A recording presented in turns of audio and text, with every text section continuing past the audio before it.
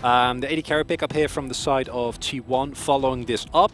And I also expect DRX to pick up the carry. It will be the Kai'Sa, as you said. I think the Kai'Sa synergizes well with the Gnar, with the Hecarim, a very coherent game plan where you want to go in deep onto the enemy backline. Does mean, though, that if T1 picks up the Xayah yet again, I think last game we saw how much, or rather how little of an impact Sadie was able to have due to the fact that Xayah's best when players run into her, right? Like that's where the pick excels, that's where you can get a lot done. This will just be like lane kingdom all over the top side of the map.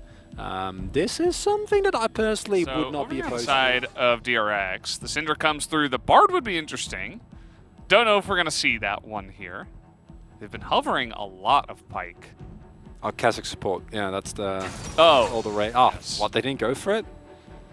No, this is a combo that I think we called at the beginning of the draft, right? The Alistair, it's that or the Nautilus. Super strong. Mastery. Very first up pick. Zed? No. Zed or Bed? No, he wouldn't. No, we can't get excited about this. We're not allowed to. Until it's locked in, we don't talk about hovers. No, he's just playing with us. No, it's going to be Zoe again. No, it's not happening. It's not happening. Try to get him off the wall, and with no flash available, it's a little bit awkward for Cuz, with a flash over the wall now from Solka, who, oh man, he's going to get kited out here. No flash on the Syndra. The flash comes in now from Faker. The sleep coming in. The damage will be there. First blood to the Zoe, as Kana now is going to move forward and look to bite off a little bit more, but they're just going to have to be satisfied with the one kill. And it is in the end, the double scuttle going over to DRX, but a kill going to the Zoe from Faker. And with last game's performance in mind, that's not the start you are looking for. But still, compared to Faker, well, yeah. As we do have a tree down on the bottom side, Becca looks like he's just dead. Not sure how that one started, but still it's a 2v2 kill, this time in favor of T1's bottom lane. So, again, as I mentioned, no flash for Kingen, no escape. And that's just what that's going to mean. And Faker finds Pyoshik. I don't know if he can get any help from his team, but he's at least being annoying here. And it gets a nice little angle. Is going to teleport to mid. So, who does not have his Dominus. That's going to be the Gnar into the wall. We got the Horsey on top of him, and there's no escape for him now. So at least DRX is able to trade a kill back in very similar fashion. The life of a top laner. Yeah. Big wave stacked, you know what's coming, but without Dominance or Flash available, there's no way they can't outplace that. I think it was looking for an empowerment to kill the Meek there at the end to maybe sustain up for a little bit longer. Ooh, gonna miss on that one, but he lands the bubble. No flash available for Solka, and with the Everfrost, you might just go down. And yes, he does. As now the ultimate comes out here from the Hecarim, the flash a little bit optimistic there. He had Keria coming in, so probably on the comms. Heard the shouting and thought maybe there was a chance. He's even gonna hold on to his ultimate there, so pretty fine as Keria just taking a beating here from the cow. Actually trying to turn this around. He's going in. Look at him, he's going 1v2 and he sets up the kill now for Faker. And that is the presence you need to be a superstar support player.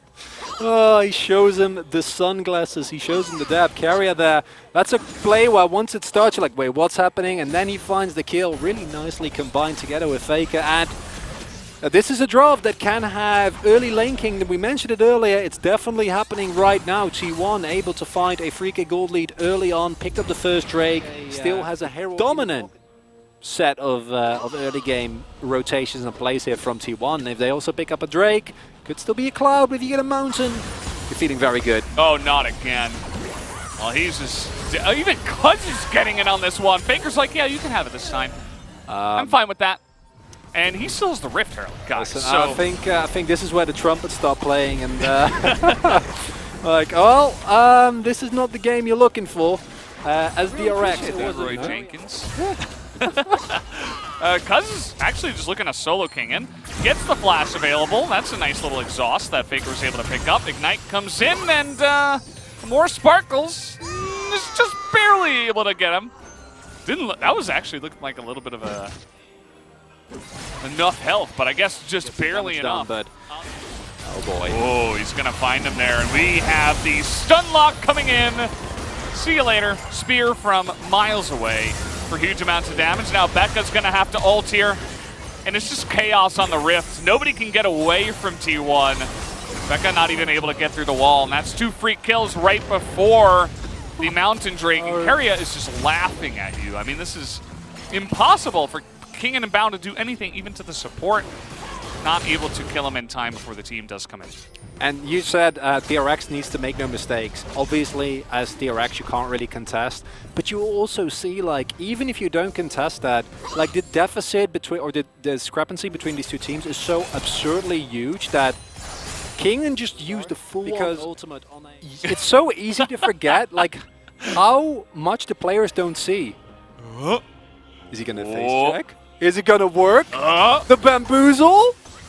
Do you think they have any idea? Oh, Faker checks it! And now, actually, Keria might die here. He's got the aftershock going, though. Will he survive through 3 people shelling onto him? Looks like the answer will be no, but it doesn't matter. He survives for long enough, and everybody else on the side of DRX will die. Teddy 1v1ing the Gnar here. The ultimate does come in, though, but the burst is not there. Faker's able to come in and help him out. And now it's almost a 10,000 gold lead at 24 minutes as T1 will casually take the Baron. You gotta love DRX for that play. They realize this game is all but lost. We're gonna go for the Hail Mary. Hope someone makes mistakes. Run them over and go from that. Unfortunately, this T1 clearly not in the mood for fun and games. Faker sniffing that one out. And as you said, yeah, collapsing on this Leona. I don't know about that one, Chief, as they throw everything into him. It doesn't actually do anything. Cuz is there, Faker is there, the teleports are immediately channeled, and as soon as it's not like a 5v2, as DRX, you know, like, this is over, right? We're so far behind, there's just no way that we're gonna make this work, as I'm pretty sure Bao just blows up. Oh, so this is why they didn't have a Kai'Sa. I see. Everybody all here in the brush again. And trying to fight from 10,000 gold down, but it seems like there are enough members of T1 here to get the damage done. The Zenith Blade is going to miss, but it just doesn't matter. They're smurfing him. We got the triple kill for the Xayah. Can we set up the Penta? Penta? Penta? Penta? No. No, this isn't Ruler. No. They're all going to run away. DRX not happy with the way this game is going to go. No free Pentas here. But it is the triple for the Xayah, and that's good enough. They just keep doing this. I can't believe it. Oh, trying to burst down Faker. He's got the W flash, and he is going to go down. So they do kill him. And the unofficial Penta comes in, the triple-double. Over to Teddy on the Xayah. So there you go. We have an interesting end to the game. T1 with the Baron on 26 minutes. They're actually looking to push to end this one. We'll see if they can actually pull it off here, as their wallets are so incredibly large right now. Stacking up the cash. In goes Kana, finds Solka. See you later. Puts him in the ground. And that's going to do it, guys. 26 minutes is... Let him live. Come on. How long it takes. We have the feathers coming out. We have the spears and all that fun jazz as they're going in for this one. And they do pick up the kill. As it is fun and games here, Teddy is still looking for kills under the fountain here. As, there you go, he's even gonna survive. As 26.5 minutes, T1 dominate them in game number 2 as well. And man, that is a refreshing look for T1 once again, back to back. Gotta be feeling happy if you're a T1 fan. When you draw for next in Italy, you set yourself for a problem, which is, are you good enough? Are you strong enough? Are you aggressive enough? Do you win lane? When the answer to that question is yes, it is just absolutely devastating. Too much. I love it. Like, it happens here, and it happened on top line, and then it also happens in a very minor fashion earlier on.